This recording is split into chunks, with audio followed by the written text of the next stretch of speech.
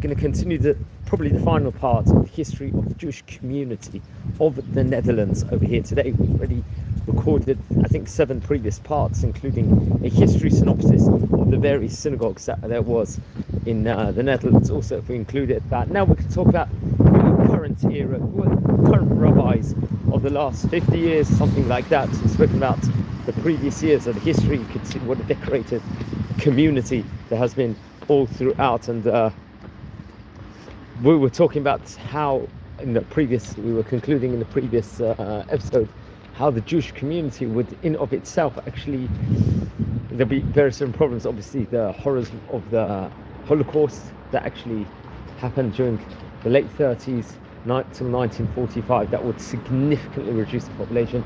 Also, another major factor was intermarriage, which we've spoken about on various occasions before, which would have a very, very significant effect in of itself. And they say that the intermarriage rate, I think, during the 1970s, among men was as much as 41%, and Jewish women as much as 28%, which is, we're talking about very heavy amounts of people over there. And obviously there was trends to try and reduce, let's just say, the intermarriage at various points of time, but unfortunately, let's just say, this didn't actually come to fruition. So so let's explore a bit more about it. We're talking about, especially in 1970, there was a Dutch monarch, something Juliana, I think her name is Juliana, inaugurated the Westerbroek transit camp, monument to Dutch Jews and other persecuted groups who passed through the camp as they were transported to the Nazi death camps. This is we're going to talk about much that happened towards the end of the 20th century, towards the start of the 21st century, obviously, which we're in at the moment. We know that since the late 20th century, a number of mostly Israeli and Russian Jewish people immigrated to the Netherlands, the latter after, let's say, the Soviet Union eased immigration and after its dissolution, and approximately 1 in 3 Dutch Jews, let's just say, were born elsewhere. I think the number of Israeli Jews living in the Netherlands, concentrated in Amsterdam, runs in the thousands. I'm not sure this is current status, but there's an estimated run from about 5,000 to 7,000 Israeli expats in the Netherlands, and some will even claim that it's as high as 12,000. Now, I think there's a relatively smaller number of, let's say, these Israeli Jews is connected to one of the religious Jewish institutions in the Netherlands, which is actually quite surprising.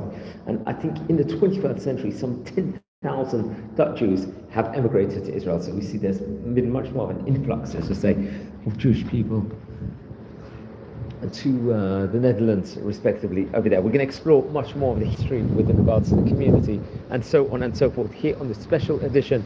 As we are recording this here in the city of Bet Shemesh, most likely it's going to be a final part of this entire series, this entire presentation is going to be, and we're going to explore more. And I recommend everyone to watch over the previous videos we recorded of the Jewish community of the Netherlands. We talked about Amsterdam, Rotterdam, and The Hague being and Utrecht being the main places over there, which is something we have to point out. So we're going to continue. I'm just going to take a seat over here at the moment.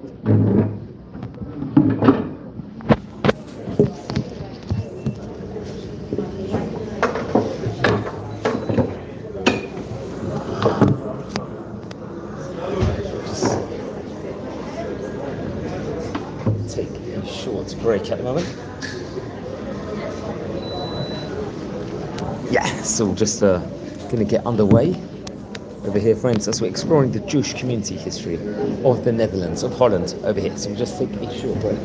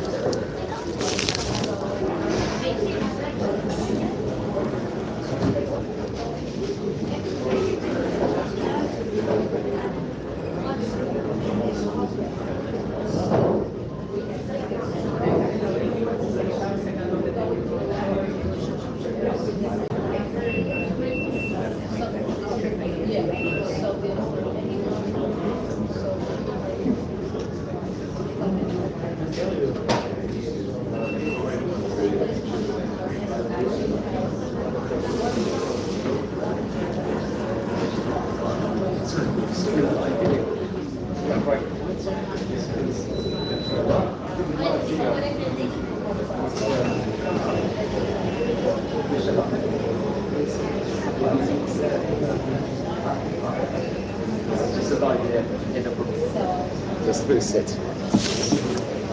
Okay, thanks everyone for being patient at the moment as we are exploring the Jewish community history of the Netherlands over here. So very, very interesting. So let's talk about more present time here in the year 2006. We say approximately there's about 41 to 45,000 people in the Netherlands either identify as Jewish or let's just say as Jewish by halakhically rabbinic law, someone that's Jewish. About 70%, approximately 30,000 Jewish people have a Jewish father.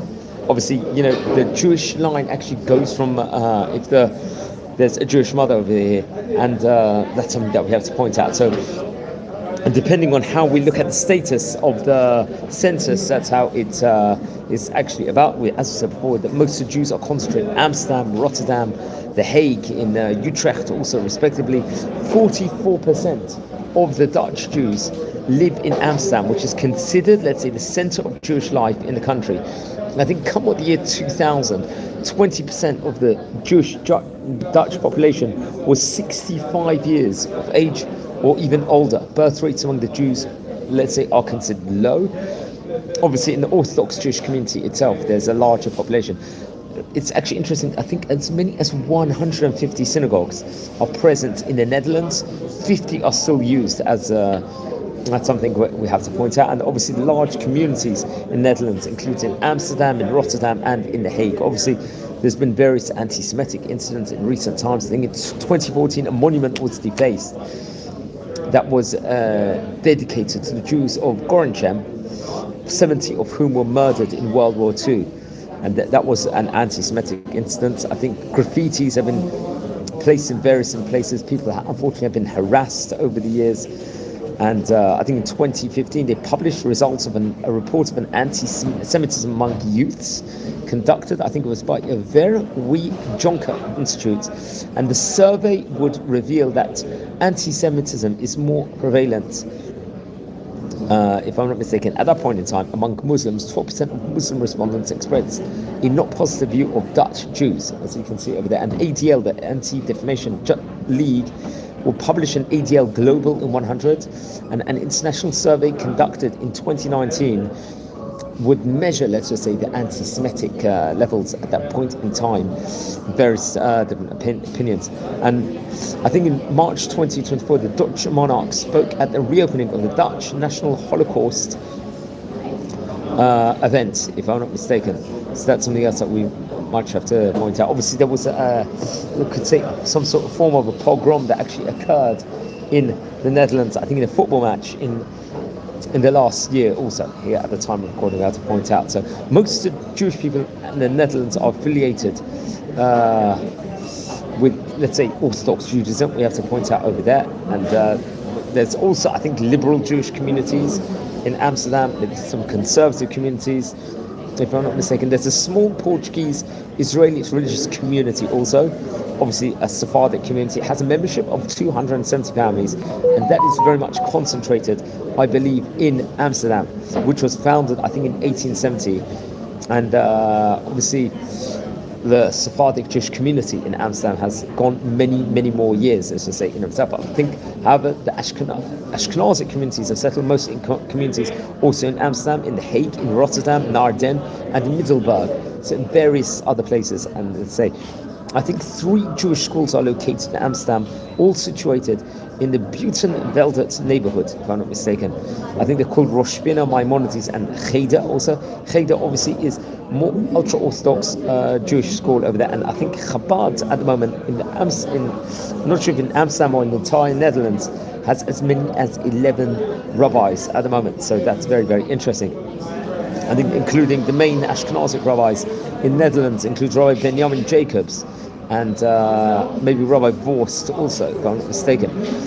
And very, very interesting. Other rabbis, let's just say, I think there's a ultra-Orthodox Lithuanian-style kollel that is based in Buitenveldert, run by Rabbi Yaakov Bull, if I'm not mistaken. And many of the members of this kollel have gone to other positions of education of the rabbinate, including Rabbi Simcha Stanton, rabbi of the growing, let's say, ultra-Orthodox community of Kehal Hasidim, we have to point out there's also Reformed Jewish communities. There's been in them even a reconstructionist Jewish community that is in Amsterdam or maybe in Holland, and I think conservative communities also Masorti, you could say in itself. So that's just as another side. Just a tidbit over there with regards to obviously with an Orthodox Jewish channel over here, so we are concentrating on Orthodox Judaism and recommend everyone to do over there. There are 3 Jewish schools in the Netherlands, all are in Amsterdam and are affiliated with the Netherlands Israelite Kugan Joshap. I think in Rosh Pinna is a Jewish school for children ages between 4 to 12 years old, which is I think a cohort school we have to point out. And there's Maimonides, is the largest Jewish school in the Netherlands, having 160 pupils enrolled, I think, in the year 2005. I think the current census with regards to that. Cheder is also a very, very popular, let's say, school, definitely connected more to the Haredi Jewish public. I think it was started by a former resistance fighter, someone named Arthur Judah Cohen, who we mentioned about in the previous video before.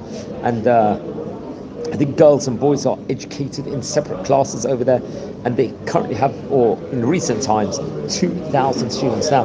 The area of The Hague, I think that Tzemach HaSadeh is a Jewish kindergarten in The Hague that's been active between 1997, and it has a Jewish, Dutch and Israeli education program over there. That's something we very much have to point out.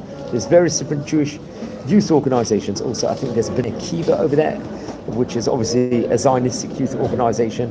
There's a political Jewish youth organization. There's a Gun Israel Holland, which is a Dutch branch of the youth organization of Chabad over there. And I think there's other socialist groups over there, also like Habanim, Moose. I think there's a Netzer Holland, which is a Zionistic organization. And there's the Next Step, which is a youth organization, another youth organization there. I'm not too sure if all these organizations I'm not too sure if all these organizations itself happen to be Orthodox or not, but a lot of them are affiliated with Zionism. There's a Jewish healthcare also in Amsterdam. There are 2 Jewish nursing homes in the Netherlands. One is called the Bet Shalom, which is situated in Amsterdam at 2 locations, Amsterdam Bunsveld and Amsterdam Ostrov. There are some 350 elderly Jews currently, I think, residing in Bet Shalom. Another Jewish nursing home, which is, if I'm not mistaken, Mr. Visseros, is located in The Hague, and it's home to some 50 elderly Jews. Both nursing homes are aligned to Orthodox Judaism. Kashrut is available over there, and they have their own synagogue also, which is also interesting. I think there also happens to be a Jewish wing at the Amsteland Hospital in Amstelveen. It's unique in Western Europe, in that Jewish patients are cared for according to Orthodox Jewish law. There's kosher food over there. And the Jewish wing was founded after the fusion of the Nicholas Tulp Hospital and the Jewish Central Israelite Patient Care, if I'm not mistaken. There's also a Sinai Centrum, a Sinai Center also, which is a psychiatric hospital in Amsterdam, if I'm not mistaken, which concentrates on mental health care also. They guide people that might have mental illnesses also. And I think it's the only Jewish psychiatric hospital currently operating in Europe, originally focusing on the Jewish segment of the Dutch population and especially on Holocaust survivors who were faced with mental problems after the Second World War. Also, we have to point out there's a Jewish media also. There's Jewish television over there and radio in the Netherlands, produced by NIK Media. I think it's a Judith Omro, which broadcasts various documentaries, stories and interviews of various different Jewish topics we have to point out over here, and responsible for broadcasting music and interviews on Radio 5. And I think the New Israelite Weekblad is the oldest still functioning Jewish weekly in the Netherlands with 6,000 subscribers. I don't know how recent this is of, but this was a recent survey, let's just say, in of its own right, which focuses, let's say, on Jewish topics on nationalistic level also. And the Judas Journal was founded in 1997. I think that's another thing, and other publications, let's just say, in of itself. And there are a couple of Jewish websites focusing on bringing Jewish news to the Dutch Jewish community, and Judes.nl, I think, is one of them over there, which we have to very much point out over here. So we're going to explore a bit more about the Amsterdam Jewish community. We're just going to take another short 1 minute break over here. We will be back in a minute, friends. Okay, so just watch. this space over here.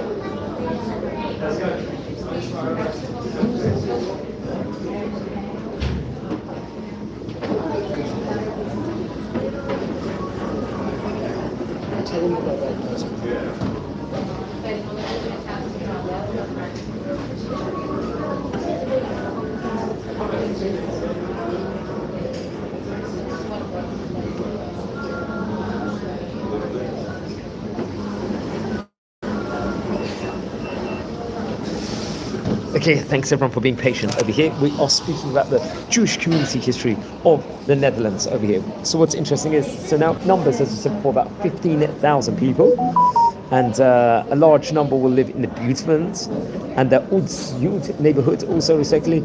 I think the neighborhood of the Buurtveldert, there's a sizable Jewish community over there. Obviously, kosher food is available, restaurants, bakeries, shops, a pizzeria, and also has an old age home over there. The Netherlands, Ashkenazic and Sephardic communities would coexist for many years, and especially in the early days, let's say, there were smaller groups of Jews were establishing communities over there.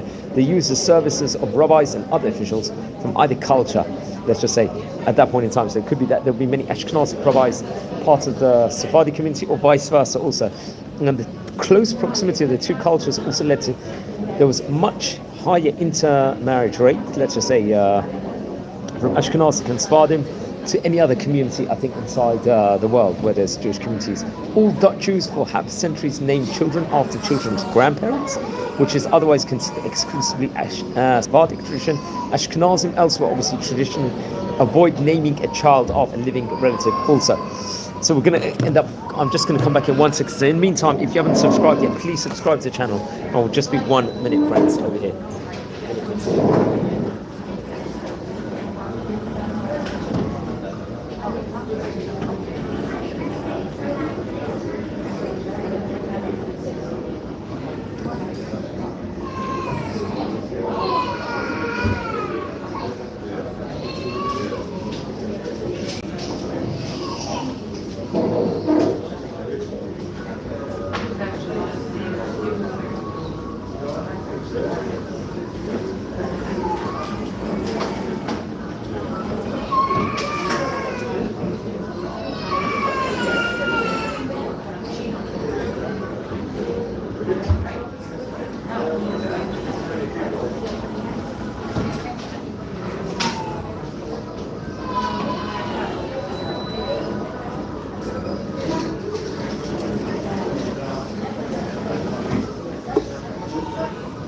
Hi, Shalom everyone. Thanks for being patient over here as we're exploring the Jewish community history here of the Netherlands. Actually, interesting enough. Now, I think it was when there was a Napoleonic rule, I think in the year 1809, there would actually be a law that would require Dutch Jewish schools to teach Dutch as well as Hebrew. This excluded other languages such as Yiddish or Lingua Franca and Judeo-Portuguese. So that would be a problem at that point in time. Many people would have at that. The previous language, I think, was Portuguese of the Portuguese Fardim, was would pretty much cease among the Dutch Jews at that point in time, and I think obviously more Yiddish was used, pronounced, that had been adopted in the Dutch language, especially in Amsterdam, if I'm not mistaken, over there. And obviously, the city is also called a Makom. We have to point out from Hebrew word for the town or a place, which is also called a makom, which is another interesting tidbit also to point out. There's several other Hebrew words can be found in local dialect, including mazel from a mazel, which is the Hebrew word for luck. Obviously, tov, which is tov, let's just say, which is obviously let's say means good in of itself, and various other words. And the Dutch Ashkenazic Hebrew pronunciation has some specific features that distinguish it from, I believe, other pronunciations. Most prominently, the letter ayin is pronounced as ng, for example. That's interesting. And additionally, certain vowels, let's say, are different from mainstream Ashkenazic pronunciation also. So let's now explore some of the famous rabbis from Amsterdam, from the Netherlands, over here on this special edition. Anyone tuning in live, welcome to our community. Rabbi Yitzchak Vorsht. He was 85 years of age when he passed away. I believe he passed away quite recently, if I'm not mistaken. Or it could be he's still alive. I'm not 100% sure. So I'll have to take that back. So yes, I think he passed away on the 28th of Elul, September the 14th. I think in the year 2023, only about 2 years ago. That's something we have to point out. Let's explore a few of the highlights within regards to this famous rabbi's life. He was a child survivor of the Holocaust who went on to become the founding Chabad Lubavitch emissary in the Netherlands, who would really make an influence on Dutch Jewry in itself. I think he was born in 1938 in Rotterdam in the Netherlands, Rabbi Levi and Rabbanit Tzipora Chana Borsch. When he was 5, his family was rounded up and sent to Westbork transit camp in the Netherlands before being deported to Bergen-Belsen concentration camp in Germany. He would obviously live in subhuman conditions over there, unfortunately. When we talk about, he witnessed the horrors, let's just say, of what occurred at that point in time. His father was a great rabbi, I believe, if I'm not mistaken. His mother was the youngest child who died in the camp, nursed other infants whose mothers could not. She perished in the final weeks of the war, I think in May 1945, on what would be known as the Lost Transport. Rabbi Yitzchak and 3 of the siblings and father survived and returned to the Netherlands, where Rabbi Levi Vorscht became the chief rabbi of Rotterdam. I think at that point in time, the Dutch Jewry itself would number as many as 140,000 Jewish people before the war, and was reduced to less than around 30,000, if I'm not mistaken, and obviously devastating in of itself. And I think when he was young, the rabbi would attain a degree in engineering. He would take, let's say, his father's advice and move to Israel. He was preparing to enter the army and decided to learn in yeshiva a few months to help boost, let's just say, his Jewish knowledge over there. And I don't think there was an official Lubavitch presence in Holland at the time. He didn't know much about Chabad, and I think there was a young student in Rotterdam, someone Rob Daniel Majors, who was, let's say, in the beginning stages of becoming a Lubavitcher, and he impressed him very much itself, and then he would very much go into that. And I think one of his brother-in-laws, if I'm not mistaken, was someone named Rabbi David Morozov, who was of Kfar Chabad, and he would encourage him to spend time in Chabad Yeshiva. I think Yeshiva Tomchei Tmimim in Lod over there. And they would learn very much, get inspired through various nikunim and so on and so forth, and then he would go on to become a great rabbi. He passed away, I believe, 2.5 years ago. Okay, another famous person just from the Netherlands, who I just want to mention about for a minute over here. So named Gertrude, which is more Le Major. So I don't think, wasn't a rabbi per se, but was a famous, let's just say, personality of it. Born in 1896 to 1978, died. Was famously a Dutch resistance fighter who brought Jewish children and adults into safety before and during the Second World War. She saved, I think, the lives of more than 10,000 children. the Jewish children over there, and she was honored as righteous among the nations in Yad Vashem. She was given that honorary title, let's just say, in of itself. And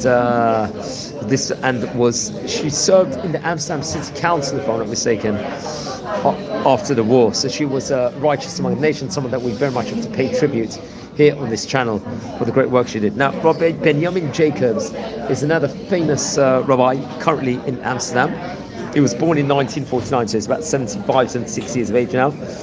And at the end of 2008, he was appointed the chief rabbi of the IPOR resort of the Netherlands, which has various different municipalities in the Netherlands, except the cities of Amsterdam, Rotterdam, and The Hague. So he's a key rabbi. He was born and descended from an old Dutch Jewish family. His parents were survivors of the Shoah, of the Second World War, we have to point out over there. After completing his secondary education, Rabbi Jacob studied at the Yeshiva Talmudic College in France, in Brno.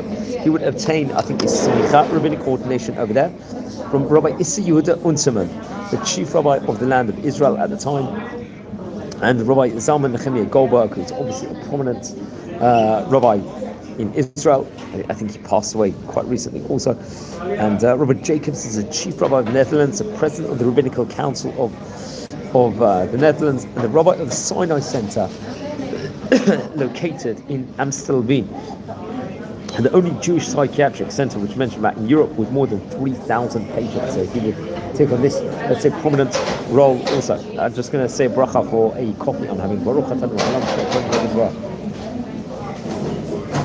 over here. So I think you take on various different importances. Let's say the chief rabbi, I think, is a member of the Chabad Lubavitch Hasidim. We have to point that out. Rabbi Jacobs is vice president of the local Cheder, a traditional Jewish school located in Amsterdam, which is spoken about in depth in these two parts of the series over here. And would advocated the appointment of a national coordinator against anti-Semitism. And he's built extensive friendships and networks and corporations with various different interfaith movements, we also have to point out. Now, other key rabbis present. Rabbi Mendel Katzman is youth director for Chabad Lubavitch of The Hague, known for engaging, let's just say, in Jewish youth through various annual events, football tournaments. Rabbi Yehuda Ben Amu, I believe, could be he was a chief rabbi at one stage in time, if I'm not mistaken. I'll have to double check that, maybe between 1978 to 1986. Now, Rabbi or Dr. Solomon Rodriguez Pereira, or maybe Rabbi H. Rodriguez Pereira, was chief rabbi of the Dutch Sephardic congregation, if I'm not mistaken, over there, and was noted as a famous chazan, a Payatan, if I'm not mistaken. Or could be this Rav Shlomo Rodriguez Pereira, who was a chief rabbi of the Portuguese Jewish community in Amsterdam, who would be very, very prominent there over there. And remember, the Pereira family itself was a very famous family, which is spoken about on various occasions for here on this series. So that's something we have to point out. Let's speak about Rabbi Dr. S. Rodriguez Pereira over here. There's an interesting article over here on a Chazanut website, chazanut.org. So I'm just going to read the first few pages of this biography, which will give like a synopsis of what, let's say, Jewish life was like in Amsterdam, especially in the Spanish-Portuguese Jewish community, especially in the late 1800s, early 1900s, particularly over there.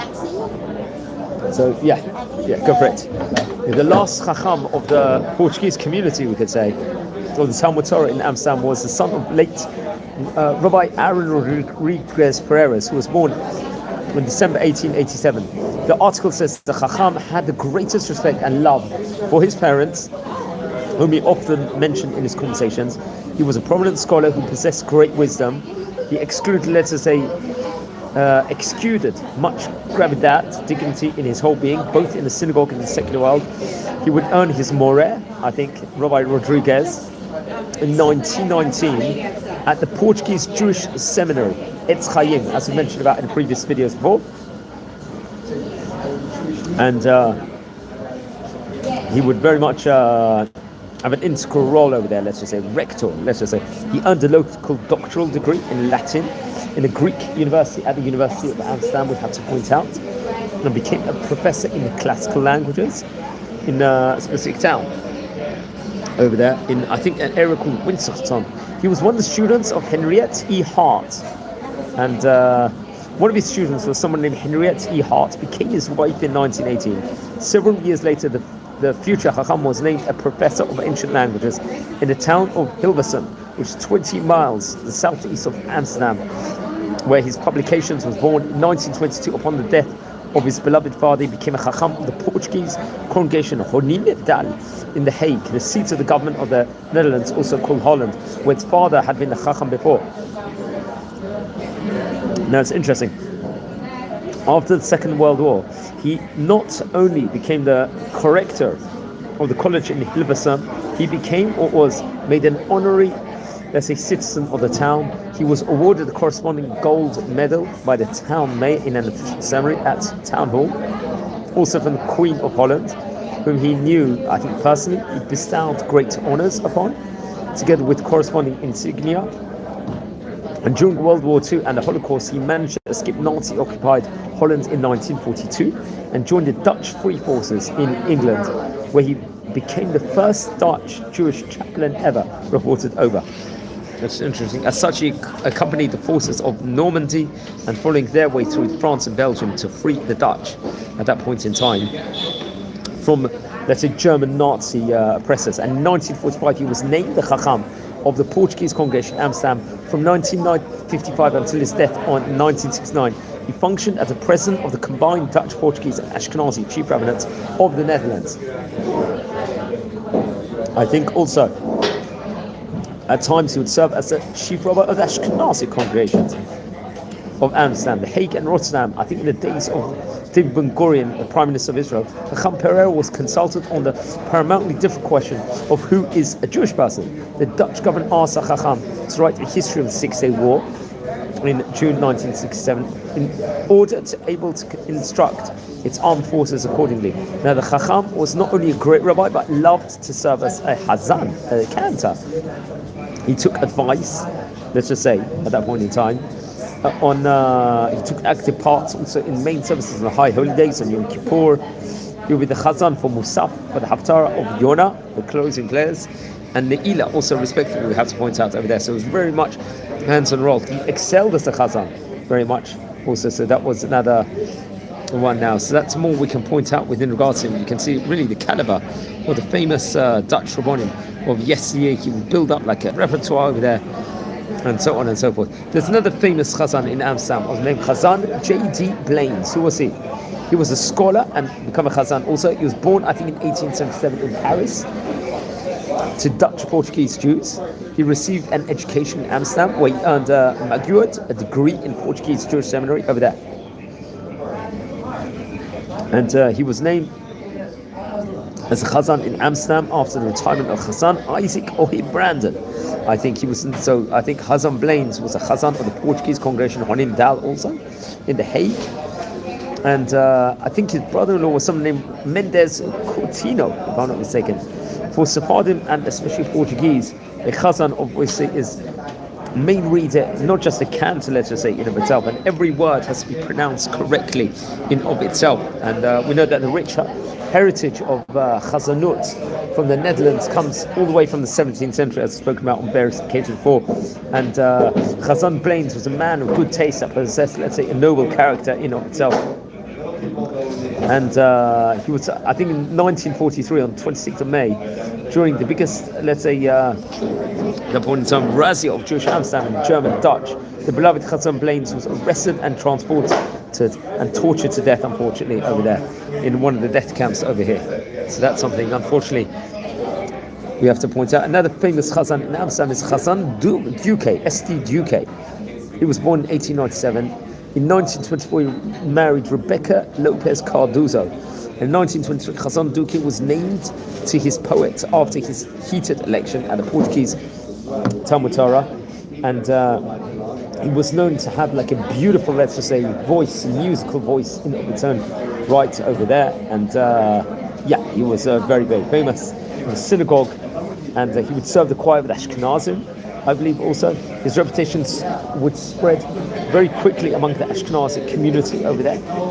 Many people like to listen to him, and he would the voice in of itself. I think Chazan Duque died, unfortunately, once again by murderous Nazis in 1945, also over there. So there's a whole instruction in this website with regards to Chazanut, which we're not going to go so into at the moment now, because maybe it's a bit off topic over here.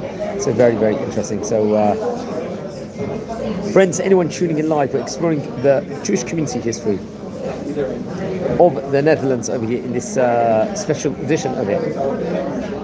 Let's speak about more. We're going to take a short break, and we're going to come back in 1 minute and explore more with regards to the Jewish community of Amsterdam here on the special edition. So just wait a minute, and we'll be back in a minute. Okay.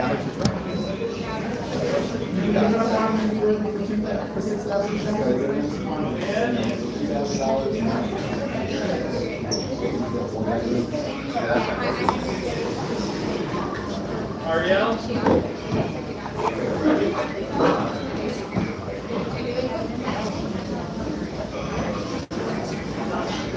What about ours? Ah, okay. Because that we're not looking today.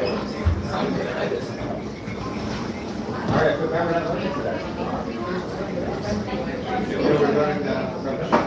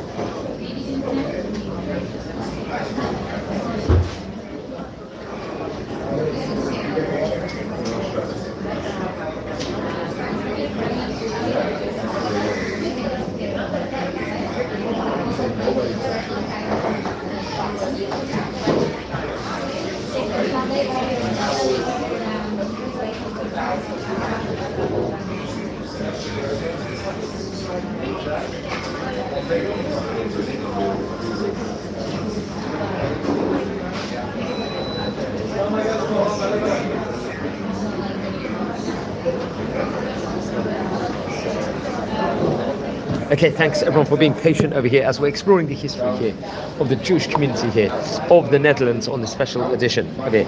So other rabbis include the chief rabbi Eliezer Berlinger. He lived between 1904 to 1985. He was obviously another prominent Dutch Jewish spiritual leader. He was actually known for significant work in aiding the Jewish refugees during the Second World War. He served as a chief rabbi of the Holland's Utrecht district, and was a chief rabbi, I think, in Finland also, and really was a recognized for dedication for Jewish life over there. He was very well known for his heroics in of itself. I think he would also serve as a rabbi in the Malmo Jewish congregation in Sweden. Also, and in 1946 became the chief rabbi of Finland, and in Utrecht, it was in 1956 he would take this head rabbinic position over there. Now, another famous rabbi, Rabbi Raphael Evers. He was born in 1954 on the 8th of May. Obviously a Dutch Israeli Orthodox rabbi in the Netherlands, also in Germany, and he emigrated to Israel, I think, in 2021, which is very, very interesting. I think he has 10 children. I think there's a connection to Anne Frank in the family of somehow within regards to that. So he was born in Amsterdam and grew up in Amsterdam West. He's the son of Dutch Jewish parents Hans Evers and Bloma Evers Emden. His mother was deported from Westburg to Auschwitz in September 1944 on the same train, notably as Anne Frank, whom she had known in Amsterdam. Evers Emden survived the war and later published 4 books detailing her research on Dutch Jewish children hidden during the war. On rabbinic ordinations, he would receive a Dain Nut from Rabbi Jonathan Sachs, Dain Chanach Ointroy, Rabbi Meir Just, who was a Dutch rabbi we mentioned about in the previous video, Rabbi Zalman Nechemia Goldberg, and Rabbi Moshe Halberstam, and Rabbi Ari Raubag. I think he received regular smichot, also from a variety of rabbis from different streams of Orthodox Judaism. So very interesting. I think also from Rabbi Yaakov Chaim Sarna in Jerusalem, Rabbi Dov Lior from Kiryat Arba, he would get a smicha. Rabbi Abraham Kopchitz from Jerusalem, Rabbi Abraham David Rosenthal from Jerusalem, and Rabbi Elchanan Halpern also from London. And he is one of very few post-Holocaust recipients of the highest Dutch smicha. That's its so-called Moreh degree, I think. This would be post-Holocaust, you have to point out over here. In addition to the chief rabbi of Düsseldorf, he served as a dayan in the Bet Din of the ORD in Germany and the European Bet Din. Since 1990 until his departure in 2016 to Germany, Rabbi Ebbes served as a rabbi of the Netherlands Israelite Kirchengemeinschaft.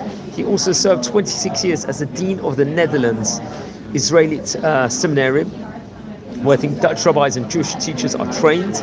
Among other positions, he served as rabbi of Rotterdam from 1992 until 2010, and the rabbi of the Kilat Jaco Synagogue in Amsterdam, and he finished also 2 master degrees, I think in tax law and clinical psychology, both at the University of Amsterdam, and it's known for its encyclopedic knowledge of almost all facets of Judaism over there, which is very interesting. He's taken various different things. I think he also very much worked within regards to promoting cultural work between different communities, especially between the Dutch, Jewish and the Muslim Moroccan community in the Netherlands, and he was awarded a place in the Golden Book of Moroccan Judaism, and later received an official award of gratitude from King Mohammed, I think the 6th or the 4th of Morocco.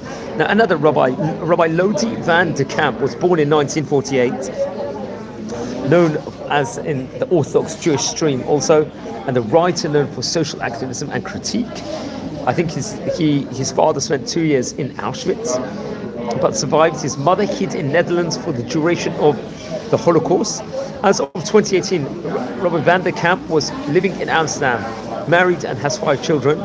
He was a communal rabbi of The Hague since 1981, Amsterdam since 1988, and Rotterdam since 1994. And in 1995, he joined the Centurey. Apparently, he joined a Christian Democratic Appeal, the CDA, if I'm not mistaken, as a political candidate, and left the party in 2017. In 2010, he was working as director of an Orthodox Jewish school in Amsterdam. Another rabbi, I think, if I'm not mistaken, Rabbi Aryeh Rauberg, he might have been connected to Amsterdam, if I'm not mistaken. Also, if I'm not mistaken, could be he was a chief rabbi of Amsterdam at one stage of time. He would oversee, have authority and involvement with the kashrut agency, and so on and so forth. I think he had other roles, also many roles, all throughout his life, if I'm not mistaken. Head of kashrut and coordinator of Triangle G. I think he was born in New York. He would learn in a Hebron yeshiva, in a Lithuanian yeshiva, a Hebron rabbinic college, if I'm not mistaken. And he would receive Yorei Yedea. I think in 1975, Rabbi Rauberg will get a Dainut Smicha from the Yeshiva B'datz of Ashkenazi Perushim, if I'm not mistaken, in Yerushalayim. And we'll go on, I think he was close to other rabbis, Rabbi Moshe Chebroni, give him a smicha, Rabbi Eliezer Plachinsky, and Rabbi Ovadia Yosef, and Rabbi Avram Rosenthal. Very, very interesting enough, we'll give him a smicha, I believe, at various points in time. Rabbi Rauberg was the rabbi of the city of Amsterdam and the Bet Din from 1975 to 1983, and from 1983 to present, he served as rabbi and spiritual leader of the Young Israel Avenue K congregation, Abat Yisrael in Brooklyn, in New York, and heads the Bet Din over there, and the Agudat HaRabbanim, the Union of Orthodox Rabbis of the United States and Canada, which deals with all issues of halacha. Rabbi Rauberg has published numerous Jewish legal responses in rabbinical journals, including Pardes, Moria, and Hamori, and has published a major monograph response from that's on the Eruv in Amsterdam in the prestigious journal over here. So he's another key rabbi figure. Also, we have to point out over here. So very, very interesting. Okay, now a current head Sephardic rabbi in Amsterdam, in Holland, is Rabbi Pinchas Toledano. He's a Chacham Emirates, chief rabbi of Amsterdam, and Spanish-Portuguese Jews of the Netherlands, and was official Bet Din, head of Jewish court in the Netherlands. He studied under his father, Rabbi Baruch Avram Toledano, who also attended various yeshivot in England and in Israel, received smicha at the age of 20. He was also certified as a shochet, a sofer, and a mohel. I think in 1969 he received a BA Honours in the University of London.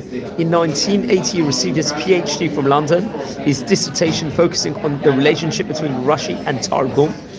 In 1974 he was appointed a Dayan of the Sephardi community of London, and in 1980 he was Abed Din. In 1998 he was appointed the Dayan of the Dutch Sephardic Bet Din.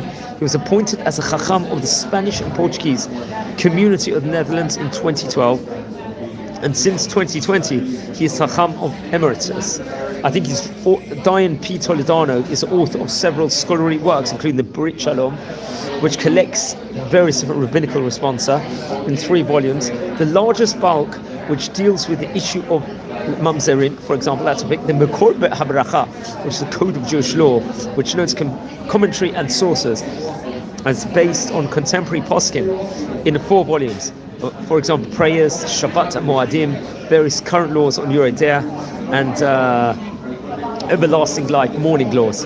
Contains appropriation from both Chacham Ovadia Yosef and Rav Mordechai Eliyahu, and both have written notes in the volume on points in which maybe they might, not necessarily see eye to eye with a Dayan also, which is interesting enough. How beautiful is our religion, where you can give haskamot, but at the same time, speak where our different opinions are, really going back to the roots of the Gemara, where there's robust debates all throughout the Talmud, especially Beit Hillel and Beit Shammai. And there was an English rendition of the work published as a Fountain of Blessings, if I'm not mistaken, which was released as a 2-volume set. And the Bnei Israel of India focuses on let's just say, the topic surrounding the Bnei Israel and remonstrating the Sephardic community and the state of Israel.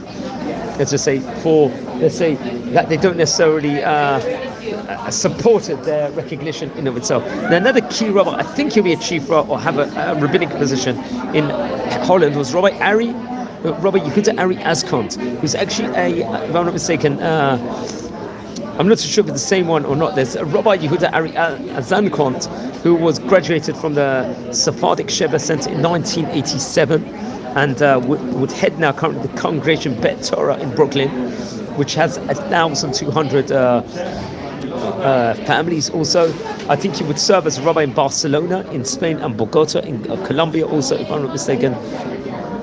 And in Bogota, I think he worked together with Chabad rabbi also with regards to kashrut also.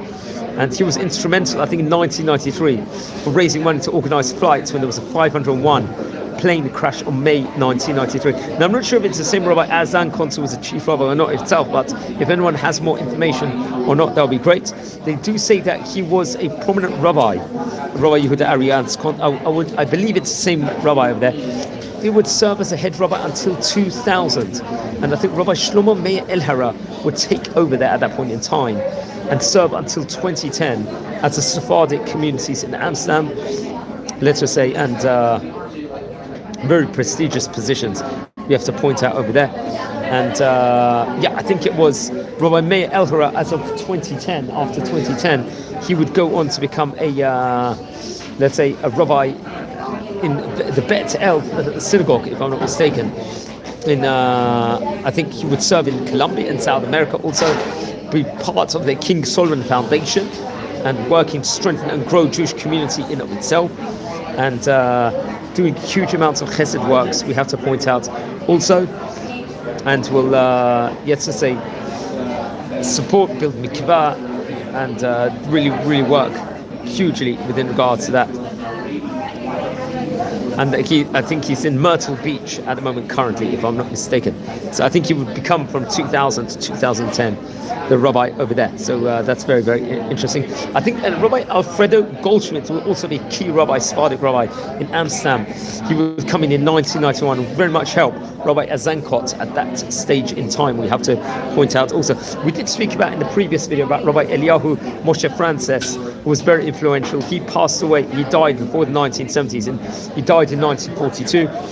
He was a chief rabbi and an Abed Din of the head of Jewish court of the Netherlands, and the Portuguese community, especially at that point in time. So very, very interesting.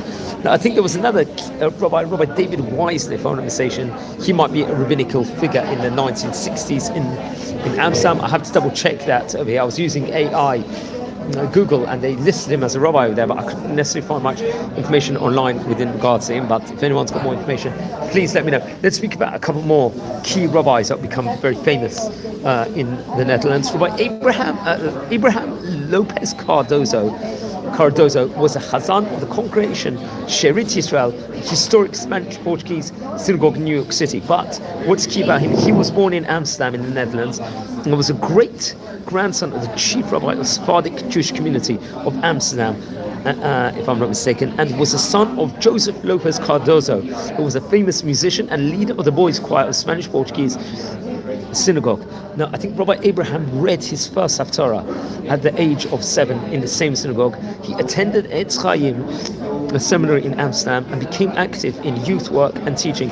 In 1939, he was appointed by Queen Wilhelmina to the rabbi of the Sephardic community in Suriname, where he met his wife Irma.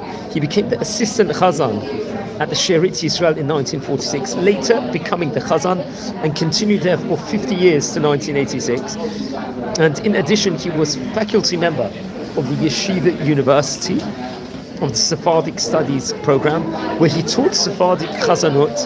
Now, I think in June 2000, he was invested as a Knight of the Order of Orange Nassau by Queen Beatrix of the Netherlands, and he died in 2006 in February of that month. The other key rabbi of modern day is Rabbi Nathan Lopez Cardozo. Who was he? He was born in 1946, a very famous rabbi now, a Dutch Israeli-born rabbi of the congregation. He's a Jewish philosopher and the founder of the Cardozo Academy in Jerusalem. Very interesting enough. So Rabbi Nathan Lopez Cardozo was born in Amsterdam and named after his father's youngest brother, who was sadly killed in the Holocaust. His father was a secular Jew, reported over here, just reading Wikipedia, who was proud of his Portuguese Jewish origin. His mother was an orphan, and when her Christian parents died, she was raised by Jewish family members and became part of the community and spoke their language. During the Holocaust, she saved her husband and his family by hiding them in her apartment. It's reported over here, in the center of Amsterdam, while it was under Nazi occupation. Many times she risked her life by telling the Nazis that her husband and family were already taken to the concentration camps. Due to his birth to a non-Jewish mother, Robert Cardozo was technically not halakhically Jewish, natural-born Jewish status, but at the age of 16, this is what I'm reading over from Wikipedia over here, he formally converted to Judaism through the Amsterdam Rabbinate, formed by Chacham Solomon Rodriguez Pereira and Chief Rabbi Aaron Schuster and Rabbi Benjamin Pels. And I think his mother also later converted to Judaism as well. So very, very interesting enough. Rabbi Cardozo would go on to spend 12 years studying at various Haredi yeshivot, including the famous Gateshead Talmudic College, let's just say the bastion of the yeshivot in the United Kingdom. He received a smicha from Rabbi Aryeh Leib Gurewitz, a Rosh Yeshiva of Gateshead, and would later receive his doctorate in philosophy from Columbia Pacific University. He's a founder and dean of the David Cardozo Academy and Bet Midrash Avram Avinu in Jerusalem. The academy named for his great-great-grandfather, Rabbi David Cardozo, who was a chief rabbi of Amsterdam's Portuguese Spanish community. Rabbi Cardozo, actually interesting enough, is the author of 13 books, and numerous articles in both English and Hebrew. He heads the think tank focused on finding new halachic and philosophical approaches to dealing with crisis of religion and identity among Jews and the Jewish state of Israel. Some views, very, very interesting. Let's just say he's got a lot of views. He's very, very opinionated, let's just say, in of itself. And he actually appeals not just to the Orthodox community. He himself defines himself as Orthodox, but many people, let's say, from a pluralistic point of view, will actually look at him as a spiritual guide. Also, we have to point out overly. So that's something over there I'll very much recommend. But he is a key figure also in modern era of famous rabbis that will actually come, let's just say, from the Holland in of itself. So he'd have some opinions. Also, I have to point out that many in the Orthodox community, many of the rabbis would also totally disagree on. Also, that's all I'll say over here. But he is. Let's just say that's interesting name. Yeah. Okay. So let's speak about another rabbi who is actually from Amsterdam, someone I personally know also. I think he'd become a key rabbi in various different places, all throughout the United Kingdom and in places across the world. Rabbi Dr. Martin Vandenberg, also he's a friend of the channel also, and someone that lives in the same city as we're recording here, in the city of Bet Shemesh. He's got his own website, which I recommend everyone to look at. And he's had various different positions, I think, through his time. I think he received an MA in healthcare chaplaincy at Leeds University. And he was a PhD in patient-centered spiritual care from a Jewish perspective from Leeds Beckett University. It's a very interesting. He would have various different positions in diaspora Jewry. So he'd be probably, arguably, from the Amsterdam itself, one of the most decorated rabbis within regards to rabbinical positions and key positions globally, especially in the last 100 years, you can say. He would actually serve both various Sephardic and Ashkenazic communities in the United Kingdom and also Hong Kong in this. He would establish Yiftach Consultants, which focus on community development also and pastoral care during his time. Obviously, he has great interest between relations between Israel and diaspora, especially in the realm of Israel advocacy, and really would spend much of his life, let's say, dedicating to building and strengthening Jewish spiritual identity, while also at the same time developing expertise in community crisis management. It's actually interesting, I myself studied in a famous Liverpool University for between 2002 to 2005. He was actually the rabbi of the famous Children's Hebrew congregation in Liverpool. In of itself, and I think he would arrive there in March 2016, more recent, and would lead this community during a time period of transitional change in of itself, which is a very prominent position and a very great community in of itself. He was also, I think, the senior hospital chaplain of a visitation committee for a window of time. He was a rabbi of Wembley United Synagogue in London, which is a very key position also. And he's a Western Sephardic rabbi, remember. And I think the United Synagogue in itself don't have many Sephardic rabbis in its history in of its own right. So, and remember, he was a close friend of the chief rabbi, Lord Jonathan Sachs, we have to point out also. So he was a rabbi of Wembley United Synagogue in London. He was a rabbi of the former Whittingham congregation of Spanish Portuguese Jews in Manchester, another prominent position. So he would have that. Rabbi of the Ohel Leah Synagogue in Hong Kong, and the consultant rabbi of Bevis Mark Synagogue, one of the most famous synagogues across the world, and a member of the chief rabbinate cabinet, let's just say, which will take on various different responsibilities in of its own right, responsible with regards to welfare issues, and honorary secretary of the Rabbinical Council of the United Synagogue also. And what's interesting, he's very well decorated with academic achievements also. He, I think, especially would be part of the Sheba Sephardic Center in Jerusalem. And from the Metro, he would receive a smicha. Also from the Manchester Metropolitan University, he would receive an MA with a merit in healthcare chaplaincy from the University of Leeds, and a PhD from the Leeds Beckett University on, let's say, a critical examination of a patient-centered spiritual care from a Jewish perspective. And let's say implications of chaplaincy and spiritual care. I think in 1996 also, what's interesting, he was last recipient of the Sir Whaley Cohen Scholarship, with which I think he examined Jewish hospital chaplaincy in the United States of America. So he himself was born, I believe, in 1952 in Holland. He was actually raised in Zimbabwe, if I'm not mistaken. He came to London in 1969 and studied also at the Judith Lady Montefiore College also, and was editor also of Hakshiva, a rabbinical journal, let's say, of the Rabbinical Council of provinces,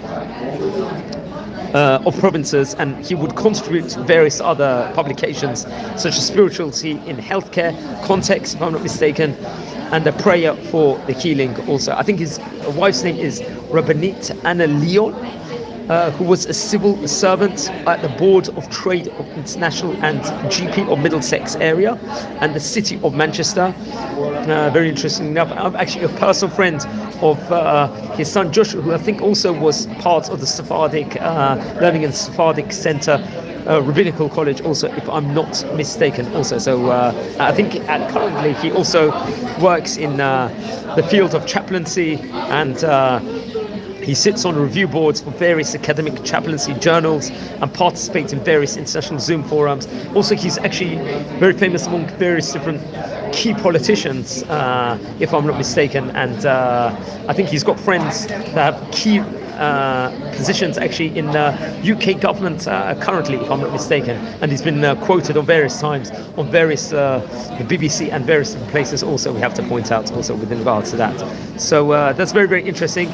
Friends, we're going to conclude over here the video over here. This was the final part 8 of this very long series. We've done more than 10 hours of material. I remember we did also record a video within regards to the history of the Dutch Jewish community a few months ago, which was another special edition where we looked at the history of the Western Dutch community and approach in of itself. So very, very interesting. Our friends, we're a community here. We are learning now about all the different countries across the world.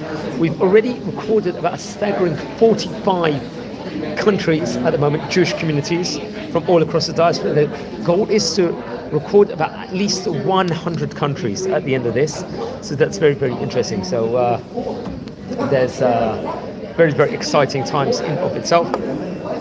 So I'd strongly recommend everyone to subscribe to the channel.